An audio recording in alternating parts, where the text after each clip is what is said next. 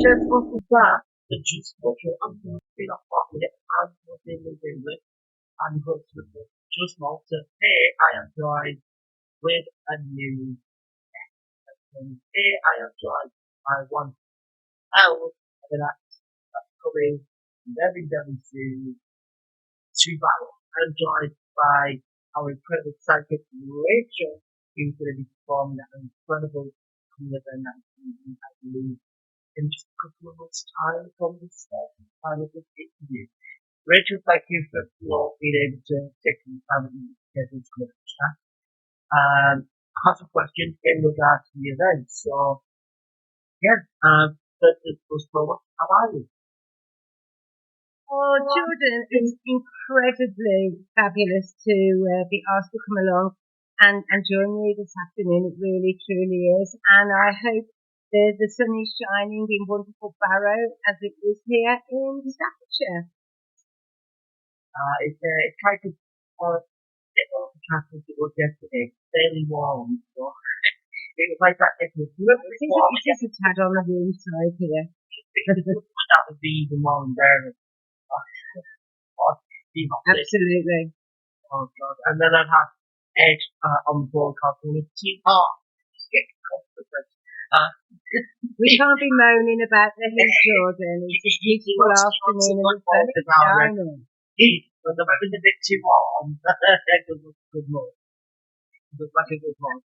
It doesn't even when we do like it's warm, but it's too hot. Got so too hot. Oh, well, you do quite well. It was 34 here yesterday, so you're doing quite well. Up at 20 degrees. That's what you do here at the moment. So it's nice. Lovely. Perfect. Right the right spot. Awesome. So with that here to anyway, my first question for you, Rachel, is when did you decide? Fire away. When did you decide to become psychic? Actually, Jordan, I didn't decide to become psychic. It's the way that I am. And I'm fourth generation medium, so to be able to be born into this, it's what I've known for since day dot, really. And you're not going to ask me my age, I'm sure, so I'll just keep telling you now that I'm 21 plus a bit of VAT. Right, well, quite a lot of VAT actually, Jordan, to be fair. But anyway, so literally, it's what I know, and even as a kid, you know, psychism and mediumship was very much part of our family. You know, my nan was an incredible medium in her own right, but in those days, not everybody was out and about and doing shows and exhibitions and teaching and stuff, because unfortunately at that time, the Witchcraft Act was still in operation. So it was something that, you know, you either went to church, to one of the spiritualist churches, or, you know, there's Christian free spiritualist churches. So that's where you would actually go and, inverted commas, practice. Whether that would be in a psychic circle or mediumship circle, or actually for church services as well. So it's what I've always known, to be fair. And what I will say is everybody has that element of psychism, or a sixth sense, as some may call it. You know, it's whether you want to utilise it or not, to be fair. But it's always there. So I didn't actually decide to become a psychic. It's always been there. I had other jobs in the past as well, but yeah, you get to a stage in your life when you have to make a decision. So is it psychism or is it something else in mediumship? So yeah, I've been a professional medium now for just over 14, 15 years, and I've been doing this work for a little bit plus VAT, quite a few years. So it's always been there. I just hate it. I've been one day talking about. Unfortunately, and not I was raised to use not respectful, so you never ask a lady her age. You know, one vital lesson that many young men must look in their lives. Never ask a lady. I shall be looking out for you on the night of the event as well. You don't say no. We do it. Trust me, part, maybe look at the same part, don't do it again. If you don't make it, once you make it the third time, you get a let off. Second time, you get a bit of a wow. Third Right. time, you're And asking, and the third time, you better do. and then so some people they kind of don't, not really should be kind of thinking too much before saying, you know, what was the moment when you kind of went, you know what, I really do like this, but what was the kind of thing that could actually be towards it more? Towards it. It's really difficult because a lot of people will class what I do as entertainment, but to be honest with you, I don't find it funny to when we're discussing somebody's worst possible times of their life when they've lost somebody that is very close to them, whether that's a relative or a friend, a little one, or even our fur babies, our animals as well. We grieve in lots of different ways. So, loved ones can be entertaining. Let me put it like that. My loved ones are always quite funny. But the actual act of mediumship it's not about laughing. It's about connecting loved ones with their loved ones here on earth. And it bridges two gaps. It heals loved ones in the spirit world, and it heals us here on earth to be able to hear from them.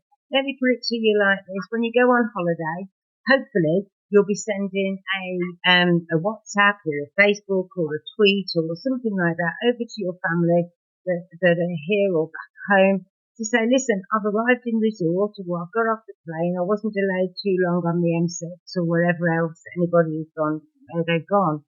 So you're going to get a message home to let your loved ones know that you're okay. Your loved ones in the spirit world do exactly the same, but they need a medium to be able to connect with. Now, not always need, sometimes loved ones will send us signs. They can send us little white feathers, little red robins. They can send us so many different signs. They can mess around sometimes with electrics, move keys. So they will give us those signs every single day of the week to let us know they're okay. But sometimes they need to work with a medium to be able to express that in a different way. And loved ones will connect with you. So it heals, mediumship heals both worlds. It really, truly does. So we want to hear from our loved ones just like they want to connect with us. So after a long time of working in different fields, being inherently mediumistic and understanding psychism from a kid, sometimes you have to make that choice in life to which direction that you're going to go in.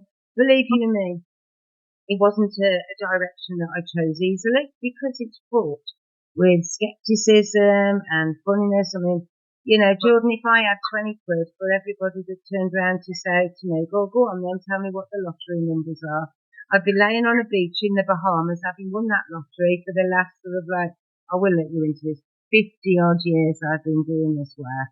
All right. I'd be laying on a beach in the Bahamas and, I'd have lots of new friends. There'd be no need to have mega amounts of fundraising because the money will be there. Let's be honest with you now. And anybody that says, oh, go on then, give me the lottery numbers, I'm thinking, well, there's a lot more people that I realise to include in all my charities that I work with rather than somebody that I've just met for the first time.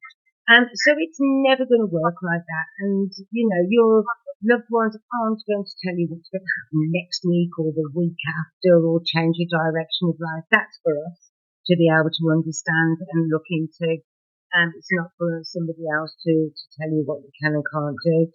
So there was decisions that I needed to make. Whether to carry on one pathway or go professionally into mediumship, which I did. But I'm also a registered civil celebrant as well. So I conduct a lot of funeral services and celebration of life services in lots of different areas in Cheshire and Staffordshire and the West Midlands. Hence, that's why I've got a bit of a twang of a Brummie accent. So, I still do my services. I still do all my shows. And, the other stuff as well. So I can Catch, match and dispatch, as a lot of people have said, so I can do naming services and weddings and also funerals too. So yeah, so it's not really entertainment, but it is bringing those beautiful memories to life. If I'm celebrating somebody's life that was here on earth, and it's a privilege and honour to be able to do that. But also it's about connecting two worlds when I'm doing a show or a demonstration or even conducting a church service as well. So different aspects, but not entertainment as we would understand the word entertainment. But yes, loved ones can be extremely entertaining when they connect, because they're not going to come through with doom and gloom. They want to come through with love, smiles and plenty of laughter in an appropriate fashion. I mean, it's fascinating to, learn something new every day, and, especially with someone that age, especially yourself, I have had several years within the form, of what you do. It's truly fascinating to see how it does, work, and how people can truly be entertained by it, because it generally can be such a fun experience, connected with, one another. Absolutely. That kind of goes back to the wonderful to be able to have such a kind of to do such things, and also the talent for psychology or psychology to do in music service. That's a good thing. Well, with regard to psychology, psychology, I will just explain this, Jordan, because it's so important that we understand the difference of it. Psychology and psychism sound really similar, but they come from such different worlds. They really truly do. One is rooted in science, and the other is rooted in spiritual or metaphysical traditions and sort of like traditions, beliefs, understandings. Call it whatever you want to call it as far as that's concerned. Albeit, psychism and mediumship are not an exact science like physics, chemistry, biology. So if you're looking at psychology, you'd be looking at sort of like the study of the mind, emotions, behaviours through observation, experimentation, evidence-based research. All right, so your approach with psychology would be about like cognitive testing, behavioural analysis, interviews, and neuroimaging. I'm no scientist as far as that's concerned, but it definitely is completely different to psychism. Okay, so if you're looking at psychism, it's the field is spiritual, metaphysical, and the paranormal. Okay, so you're looking at three different aspects there. It's a belief in or practice of assessing hidden knowledge that is not always readily available from every single person that you connect with. It's having abilities beyond the physical senses, all right, and can often be connected to psychic phenomena. So it relies very much on, whereas the approach to psychology would be understanding how humans think, how they feel, how they behave, to improve mental well-being. With psychism, it gains insight into spiritual matters, it communicates beyond the physical world, and you can feel and perceive and understand hidden senses beyond normal comprehension. Okay, so that means that, and I hope I'm explaining this okay. It means that you can receive messages from spirit guides or loved ones in the spirit world. And also you can understand and feel phenomena, but it's not scary. It's just not scary at all. So the difference between psychology and also psychism, even though the words are very similar, they are poles apart. They really truly are. They're absolutely poles apart. But you know something? Everybody gets mixed up with that and don't think, oh, I've got mixed up with that. It's good to be able to voice that, because I'm sure a lot of your listeners will think, oh, they're all the same. It's actually not. It's completely different. So Whereas we will have our regular five senses, so to speak. You know, when we're working with mediumship and psychism, we have our spiritual five senses. All right, so we see, we feel, we hear, we know, we understand. If we're looking at hearing, we're looking at clairaudience. So I can hear the spirit world. If we're looking at clairvoyance, we can see. Cognizance, we can feel. So it's about utilising the different senses to be able to communicate with loved ones in the spirit world, but also those that are in an audience or having a private reading, or even those that are in a church environment as well. Listen, I've taught this stuff for many years as well, so you've got me the right question there, Jordan. But even though, like I said, even though the words are very similar, the meanings are so different. All right. And as I mentioned before, it's what I've grown up with. It's what I've grown up with from a very young age. So it's always been there, and it's always been present. Does that answer that one for you? It did, like I said, I knew that, that's going to be a possibility that a lot of people do. Yeah. Really, really to understand the better. But when you hear the word psychology, looking for more mediums and astros who are Absolutely. and they go beyond, unlike someone like yourself that has been doing psychology for a long time. It's the same thing if I have to say the question to a psychology expert and somebody that doesn't know maybe psychical connection to that individual. Yeah, absolutely. It can go both ways. There's many, many different ways that these different meanings of words people are connected because they'll either sound the same or it's because that must have some similar kind of connection. Yeah. This word or this thing, in some matter of fact, could be, but it could also be things entirely. Absolutely. And do you know something, Jordan? What I've often found it as well is a lot of people have come up and say, well, Rachel, what is the difference? And I will just explain it just the way that I've explained it to yourself.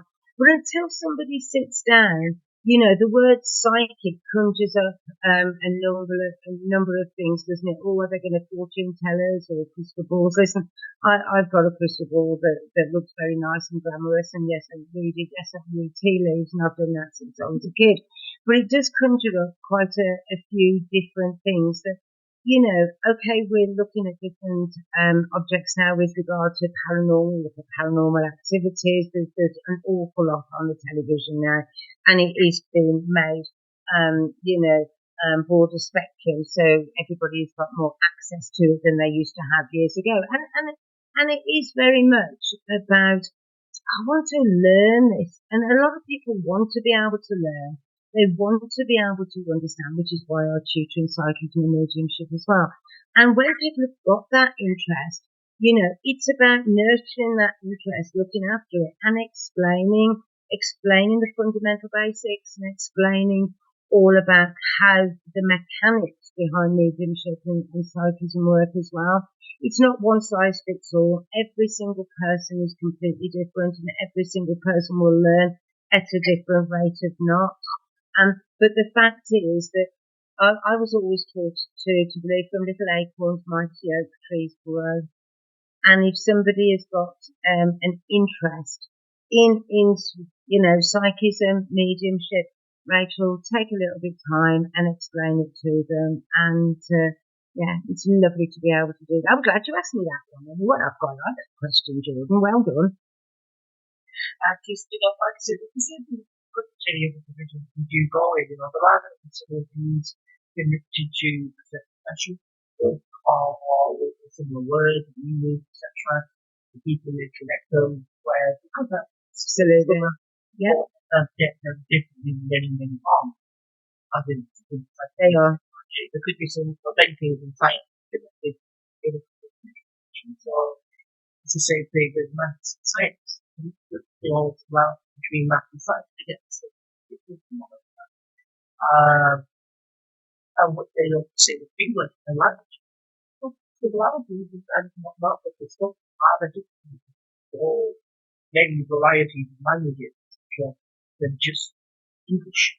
So that's why I always like to try to learn myself, just for everybody watching behind. I am also still their plan, there's still many things that I do. So that's why I like to see if I can find something that will pique the interest. Um, Absolutely. my next question would be: are you excited to perform in Paris?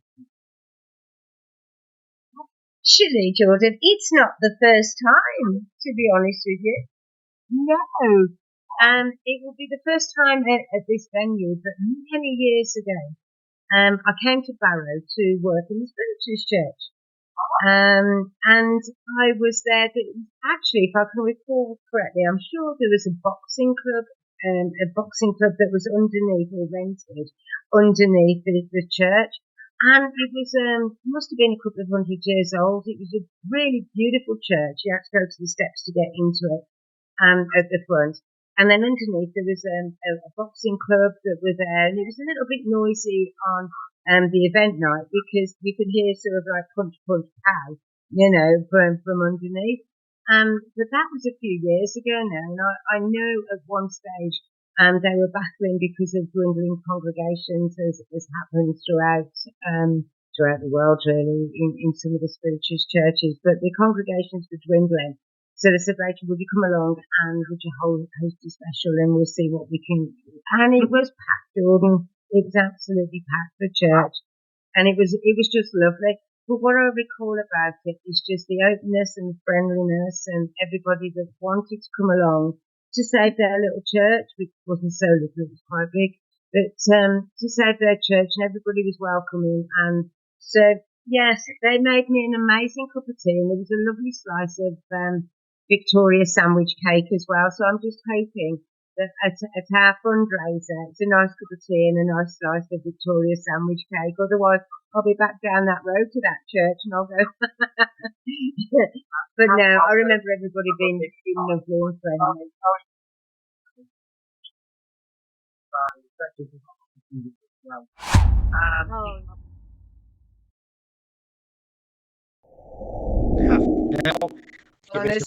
Yeah.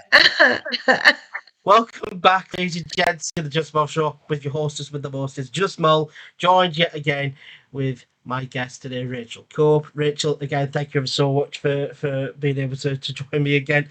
As I just did to Rachel, it was a good job that I was going to say, are you going to fess up to the fact that we've done this so you can put your washing out on the line? We've done it in two halves. Are you fessing up now, Jordan? Yeah, I'm fessing off. Hands are up. It was a good job that I did do the interval because I kind of forgot about the washing. Forgetting to put it on the line. Hey, I'm blonde as well. I have my moments, okay? I've got my blonde moments. We all have them. All blondes have them. We have the moments where we forget stuff or we're a little bit slow to catch on. And I thought that would link us into a song. Now, please don't ask me to sing because I'm completely tone deaf. But fire away. If you would like to give us a rendition of "Spirit in the Sky," then that would be absolutely one awesome. of my all-time favorite songs. One of my all-time is "Spirit in the Sky." Absolutely, I always have that playing before I start my show, so we'll have that one as well. It's a We'll very have big, that one at very big Barrow. guilty pleasure of mine. I'll have that on in the shower. If I'm just if I'm in the shower, I'm full on singing and dancing away. If I'm just about like hoovering up or cleaning up in the house, it's on full blare and it's like I just sing my heart out. The other one that I do that to and kind of lose myself to is Queen. Is I Want to Break Free. I've got the Hoover out. I was just about to start saying, I must be psychic, Jordan. Do you actually sing to "I Want to Break Free"? I've just got this vision of you pushing the U-bank around the lounge whilst trying to get your washing in the basket to be able to get that on the line. But there we go. Conjuring up lots of visions for all of your listeners. Sliding along the wonderful. Dun, dun, dun, dun, dun. Anyway, where were we?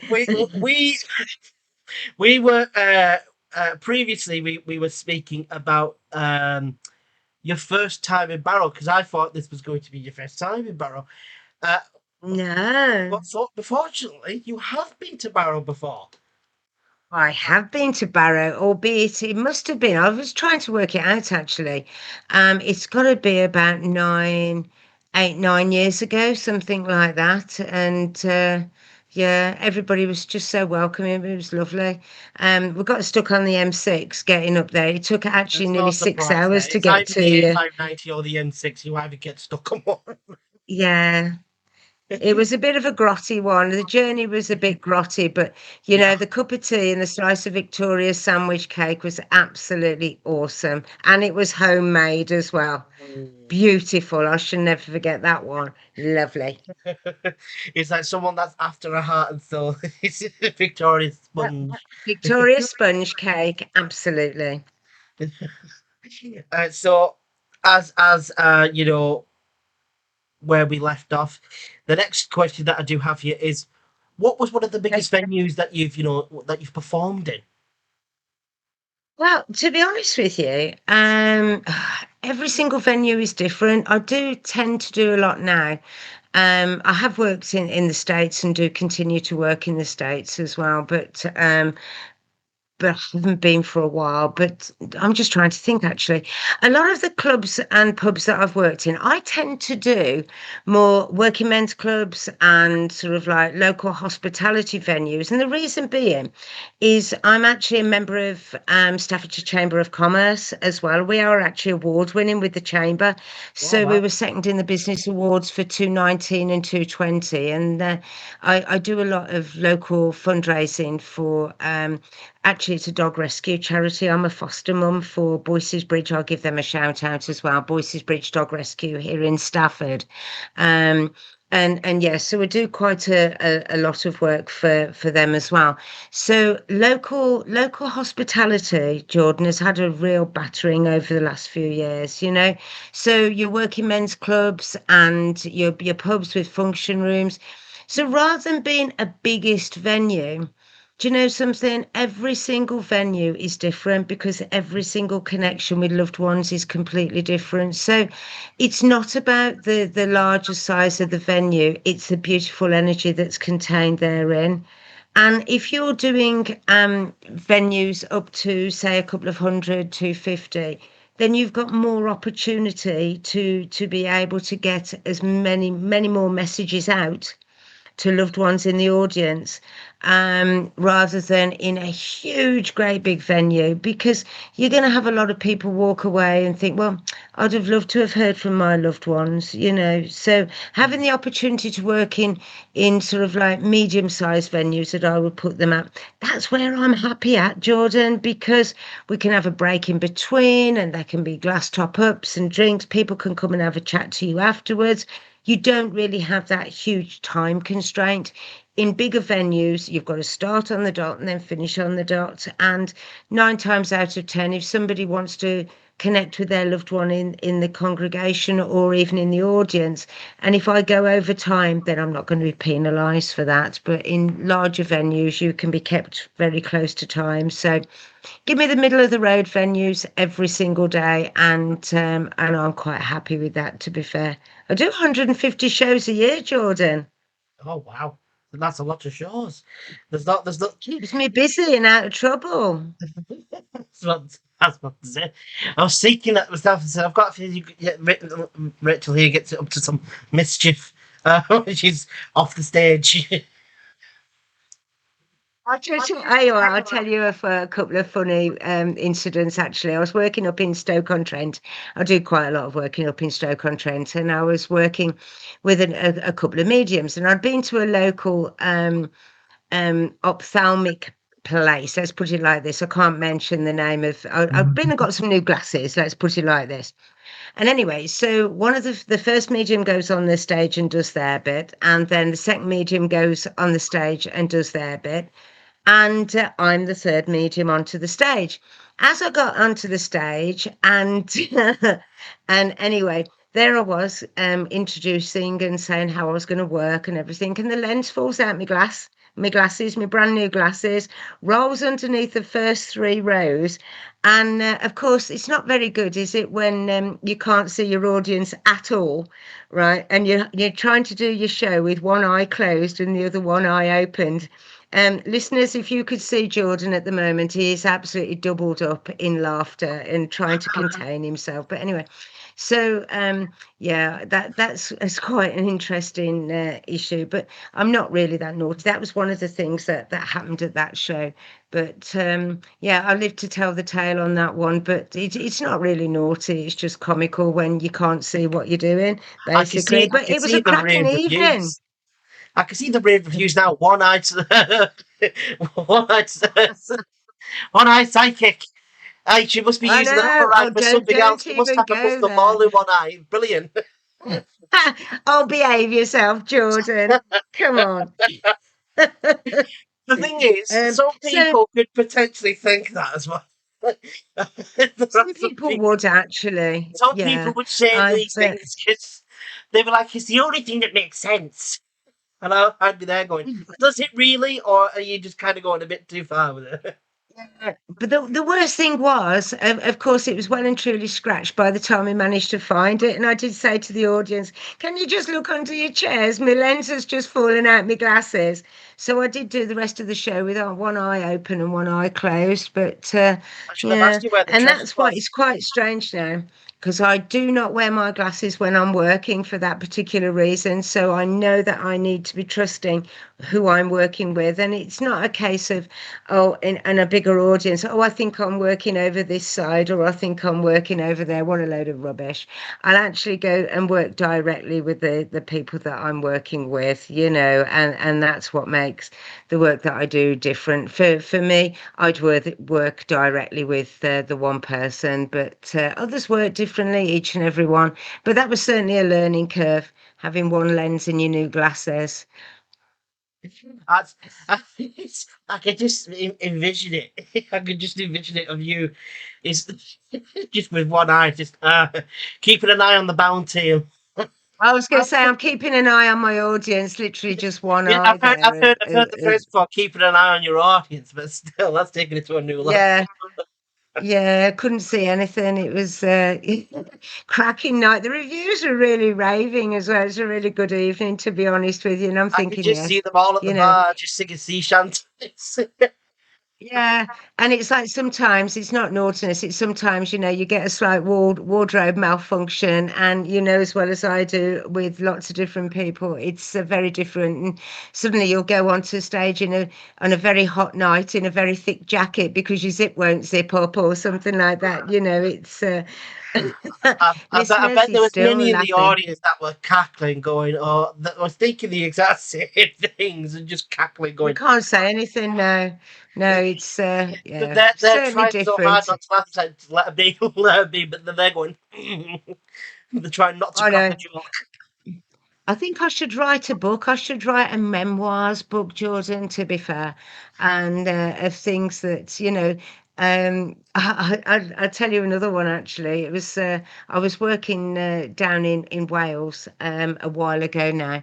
And anyway, it was an absolutely horrific night. The weather was absolutely slating down. It really was. We got thunder and lightning outside, and in this one sort of like area in the function room, the lights were going on and off and everything, and the audience was screaming, and there was me saying, it's not that kind of night, it's not a paranormal night. It's don't worry, So it's not anyway, Ghostbusters. It's yeah, gets onto the stage, and we'd done a sound check in the afternoon. And anyway, everything was working perfectly. There was no mishaps, which is absolutely fantastic when your sound check goes, as you would know. Sound check goes absolutely perfect. So anyway, gets onto the stage to do my bit after the wonderful gentleman had introduced me. And suddenly all the lights go off in the auditorium, got no microphones, no sound system, nothing. The audience is screaming for the wrong reasons because it's all gone dark. And anyway, Then suddenly there was this big clap of thunder outside. You couldn't have written this, honestly. And then the lights came back on because they got backup power. You still got no microphones or anything. So anyway, I thought, well, I'm going to have to shout quite loudly because we got no backups. And anyway, so I'm giving a message to a lady on the front row who recently just lost her husband, bless him. And anyway, she was quite taken aback. And then all of a sudden, after I'd finished my message to her from him, all of the lights came up on in the auditorium, the speaking system, the PA system, the microphones, everything started to work perfectly. Ironically, that gentleman was the sound and lighting engineer for the club. Oh wow, that's So he just wanted to make his presence known. He wasn't sort of like the person that created the thunder and the lightning bolts outside. That it was was that just was there the by the weather. power button. Just Yep. As it soon was like, as the you message need was to flip over the for his thingy. You need wife, to flip the thingy so everything comes. Oh absolutely. As soon as I finished the reading, that was it. Up came all the tech again. So wow. it's yeah. There you go. I could tell you all about this. We could spend a whole program going on about all of these, but there we go. Um, I mean, like I said, that's absolutely incredible. It's weird how the world kind of works in a bad sense. And it's also very weird when certain things happen, and sometimes it's quite hard to Absolutely. explain them. It really is. Um, It's it, it's unbelievable. Like, absolutely. I think there was one moment with my grandmother with her passing. There was this odd moment where the weather was throwing it down, um, just out of nowhere. The sun just peaks out, and so we were all like, "Huh." Yeah. Well, like, what's going on there? And then, of course, some of them in the attendance are saying, "Oh, it's definitely her. She's letting us know." And I'm like, it's very very difficult to explain those sorts of situations. Um, are those moments from happening because it's very very hard to explain of such a bizarre moment to happen. So you must Absolutely. I can remember it must be something that's sending a message in some manner or form. absolutely. And this is where the difference is. This is when we open our minds and our hearts to the presence that, do you know something? I mean, it's my job. My nan always used to say to me, Jordan, if you can reach the heart, the mind, and the soul of one person in an audience or a congregation, then Rachel, you've done your job. And what is lovely nowadays is the amount of gentlemen that come along to events. Years ago, it would be predominantly ladies that came along to church events. There would be a lot more ladies than there would be gentlemen. And now, if I'm doing private readings at Angel Attic, um, then, or whether it's on Zoom or WhatsApp, then I would say now it's 50-50, 50 gentlemen and 50% gentlemen and 50% ladies. Absolutely. So it's completely changed. It used to be 80-20 in favour of ladies coming along, but it's changed now. And that is lovely to be able to see that, the gentlemen out there say, hang on a minute, there's got to be more to this. When the wives go home or the friends or the sisters or their loved ones go home and they just want to be able to reach out and think, well, I'm just going to try this. I'm just going to go and pop along and I'm going to see. And how many, just have a look at the reviews. A lot of the reviews that we have are from gentlemen that Yes, would not many. have believed in anything or would have been completely skeptical prior to coming to an event or having a reading, that then changed their mind, completely changed their mind. I've got another one for you as well, talking about the gentleman as well. Um, I was working up in there's always some that you will always stay very much in your mind. I was working up in Manchester because I do quite a lot in Manchester as well. And the weather was foul. I think we got something about horrible weather, but the weather was absolutely awful on this That's the thing particular in the night. northwest. Yeah, I was going to say. So It's anyway, everything. I was doing some private. I'm not supposed to agree with you there. Um, Mm. I was doing private readings at this one venue, and a gentleman had been bullied to come along. In fact, his family had paid for him to have a private reading. So anyway, he came along, and anyway, he says, I don't believe in any of this. And I said, that's okay, then that's fair enough. It's my job to show you that love is eternal, and I'm going to read for you now, blah, blah. Well, anyway, his dad had actually passed fairly recently. Mm. And what had happened is he'd promised his father that he was going to take his ashes down to Manchester United football ground and scatter them on the terraces Right. on this particular day, which was an anniversary. Well, anyway, top and tail of it was he was late at work, he couldn't get in, and he couldn't go. He just couldn't go. He couldn't go on this particular date at this particular time to go and scatter his dad's ashes, even though there was a good chance that leaving them on the terraces, it would have been swept away. But that's what his dad wanted. Anyway, so what he decided to do is on the way back home, he'd seen an allotment, and his dad had come through to say, listen, I know you did not scatter my ashes on that date, on that time at Manchester United football ground.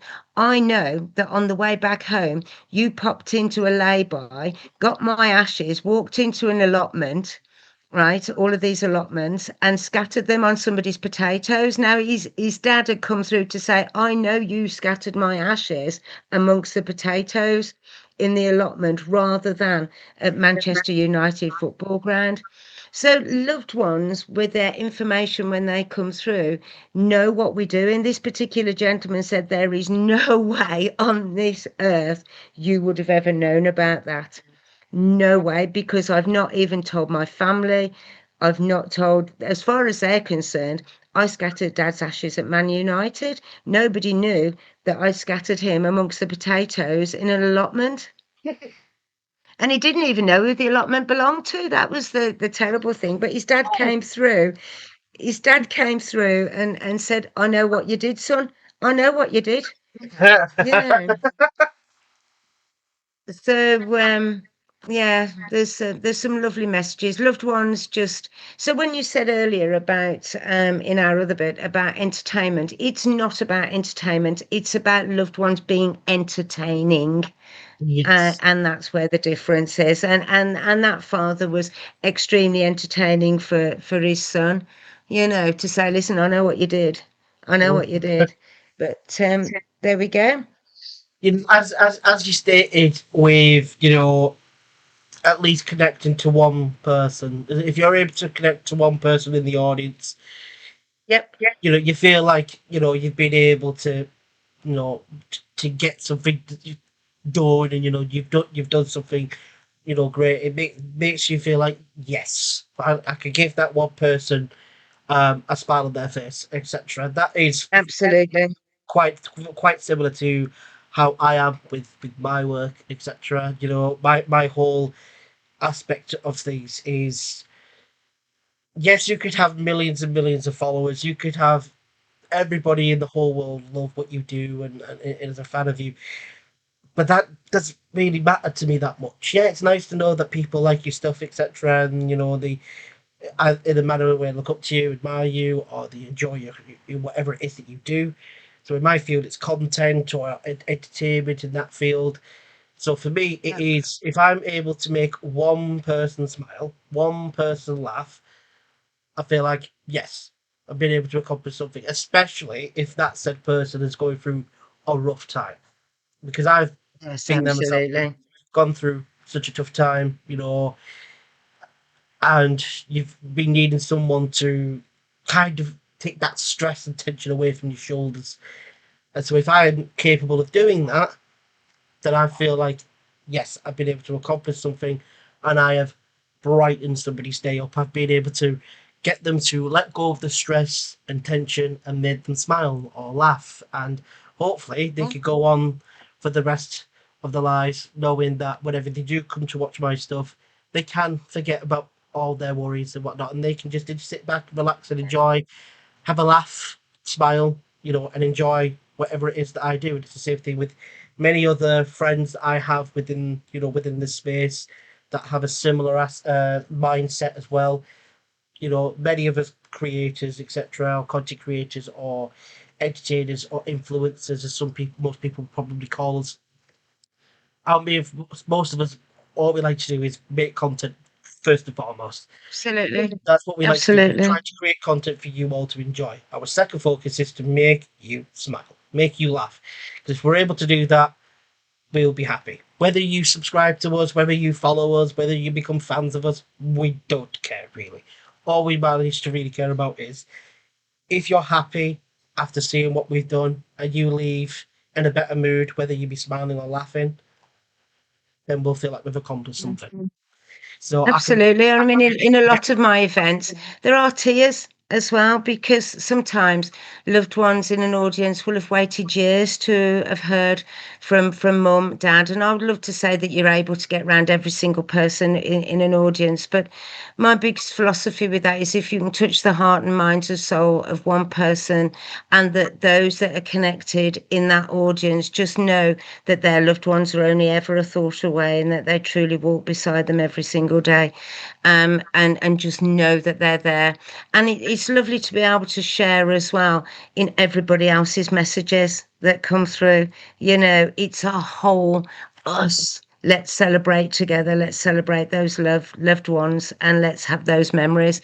And within each and every message that is given, there is always something that everybody can take home with them, even if it's just the knowledge that, listen, my loved ones are always going to be there with me. They've not gone anywhere. Love can never, ever, ever die.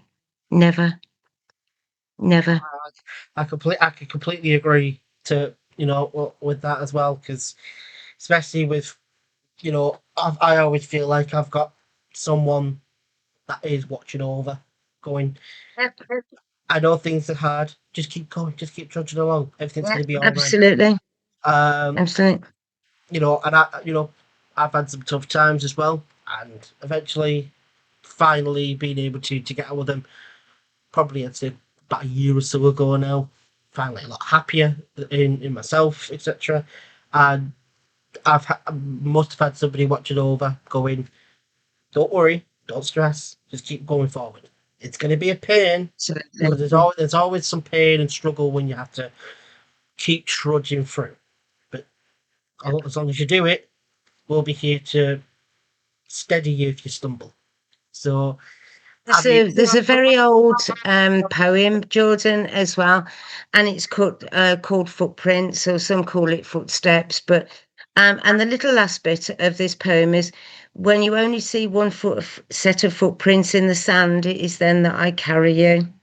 So during those really tough times in your life, your loved ones are always going to be there to be able to help and guide and inspire you walking forward.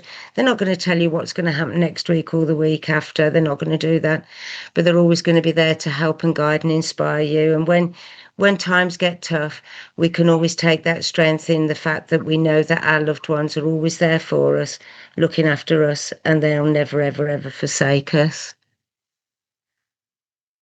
absolutely. My next question for you, Rachel, is Go what on was then. it like working with the police force? Because Okay. I have done some of my research, and I have seen that you have Ah, worked with the police. you've been trawling all of my stuff then, have you? Going through everything. I'm Have just you doing been my due diligence stalking me, Jordan? I just been doing my due diligence as an interviewer, and just basically finding some lovely information of everything that you have accomplished, in your Oh, bless career. you. And so Yeah. you have worked with the police many times.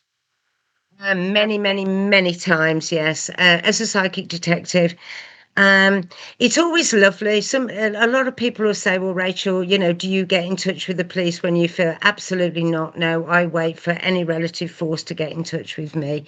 Whether that's American, Canadian, Australian, New Zealand. police, European, and also in this country too. So, if you've got a lovely chief super or a nice DCI that wants to just sort of like reach out.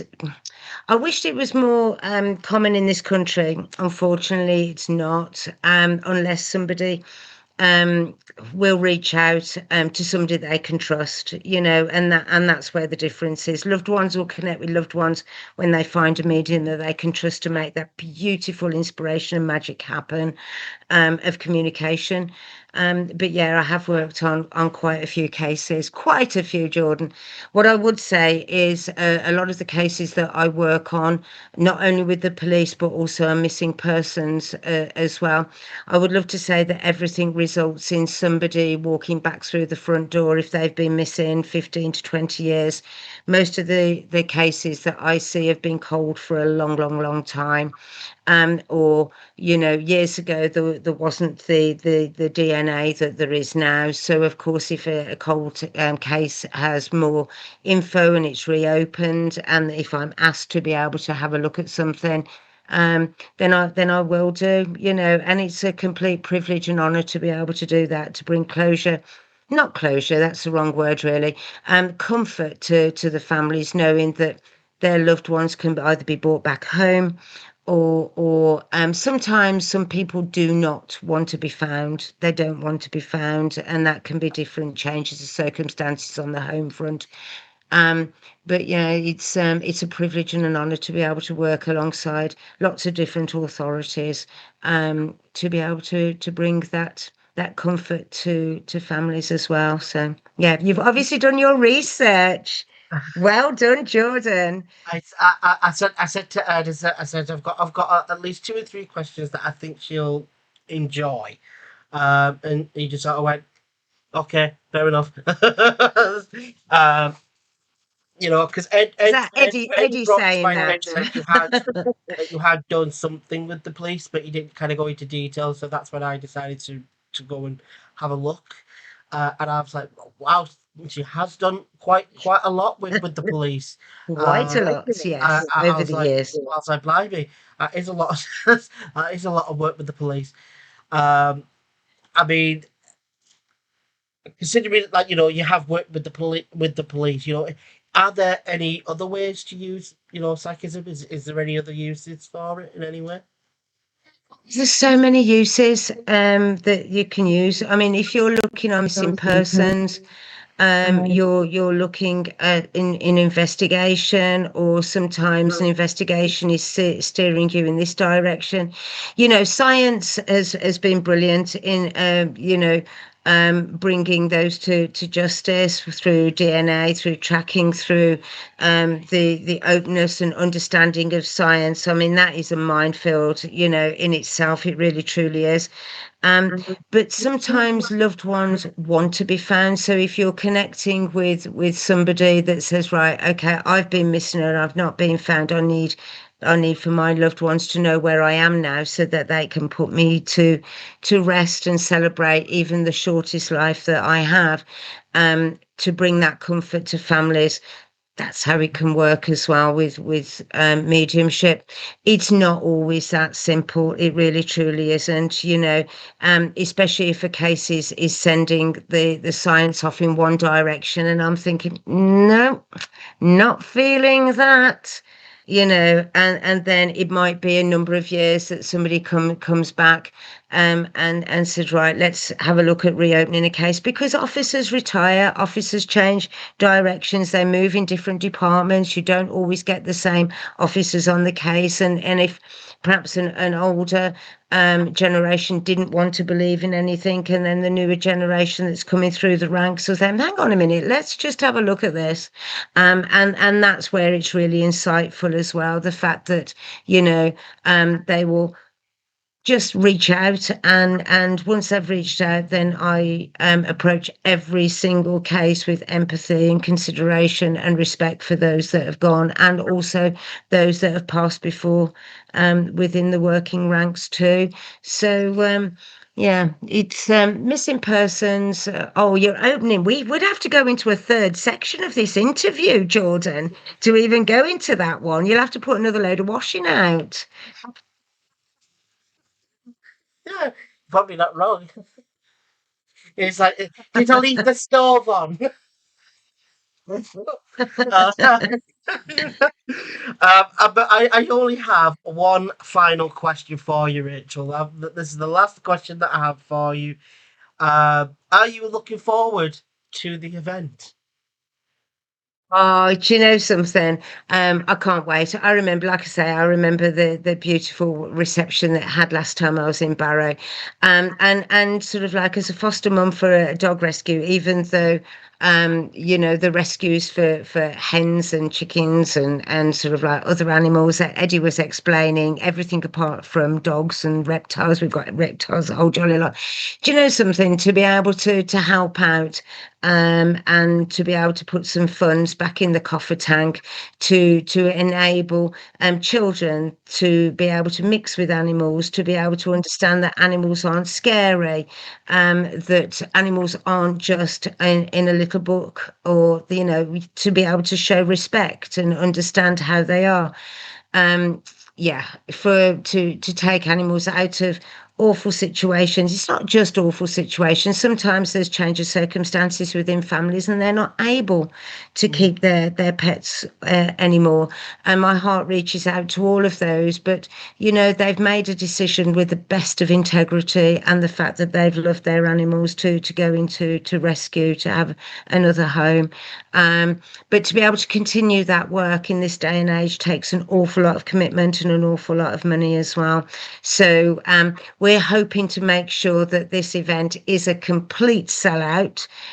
We've got there's raffle prizes and everything, and I know that you Yes, did say that you were going to be touting outside the venue. Um, and making sure that everybody buys as many raffle tickets as possible. Yeah, so we want it to be an amazing evening to raise a humongous amount of money for such a worthwhile charity. I mean, absolutely. We love putting on events. We love putting on the shows that we do put on. I mean, for the next 8, 9 months, I believe that we are jam packed with some incredible shows. As in, we have Rachel coming up very shortly, I believe, in a couple of months' time. Then we have, I think there's maybe one more that I may be forgetting. I know that there is definitely one more. I think that's in the middle. I'll have to double check with Ed. Of course, we've got our Christmas show for the end of the year. Then we have next year. Next year we've got a lot planned. We're looking to bring Chubby back. We're looking to do a big old festival for like an entire day and night for the kids to enjoy the day, and of course, the adults to enjoy in the evening. But yeah, we love putting on these shows, and Oh, it's going to be I, fantastic. when I reached out to Ed to basically be, hey, I see what you guys are doing here, and I would love to get involved and help in any way that I can. And so I did said, yeah, let's get to it. And since then, it's been what 2, maybe 3 years at most, and it's been a crazy roller coaster of a journey. I can understand. I mean, I know how many events you put on, and we put on 150 shows. But I own Angel Attic in Stafford, which is a psychic centre. So we put a lot of in our old premises. We put an awful lot of events on, but now the new premises is just for readings really, and a little gift shop.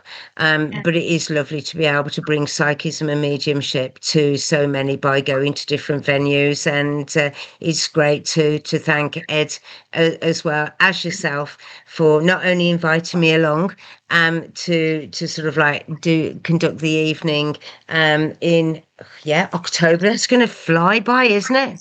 Absolute flyby. It's 24th. Just checking the dates there. 24th of October, and it's 7 o'clock. And the tickets you can get by scanning the QR codes on the posters, which I know are being displayed everywhere as well. And Possible, so might be able to use that as well. Um, because, of course, myself stick to everything. Why don't I use the thumbnail from the interview? So if they do come across it, they can pause the video, uh, click off it from their mobile phone, and then go back on again with another phone and use the QR code. It'll be right there on the thumbnail, and it's enough for them to scan. Which Ed quite likes that idea. So Yep. that's what we decided for. But again, Rachel, I thank you again, for your time. And I'd love to, I really do look forward to meeting you in person and having a proper good natter. Oh, it's amazing. Oh, do you know something? It's been lovely, lovely, lovely to chat to you, Jordan. It really, truly has. You're a true inspiration in everything that you're doing. And I can't wait to work alongside you all. And really looking forward to it. Really looking forward to it. So thank you very much indeed for having a lovely chat.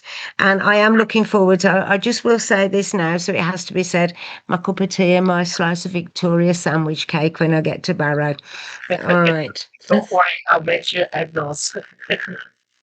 I'm going to get there, and somebody would have taken pity on me and baked some cake. So yes, we could always have a cake store, couldn't we? Yeah, I was going to say, I'm sure you have there, but It just be, there it is. yeah, there you go. There's Rachel's cake. But it's a joy to speak to you. Thank you so much, and thank you to all the listeners for tuning in. And if all of those listeners want to come along and support the Hen Rescue and all of the little animals, listen, it's a fantastic evening. We're going to smile, cry, and giggle along with loved ones in the spirit world with the most empathy and consideration and respect. But you know something? I'm looking forward to it. I can't wait. Can't wait. And I'm sure your loved ones will be looking forward to joining us as well. Again, Rachel, thank you again so much for your time. That's going to be everything from me today, ladies and gents. I've been your host and most. It's just all. God bless. Take care. Stay safe. And I'll see you Okay. next God time. bless. Take care. Thank you. Bye, everybody. Thank you.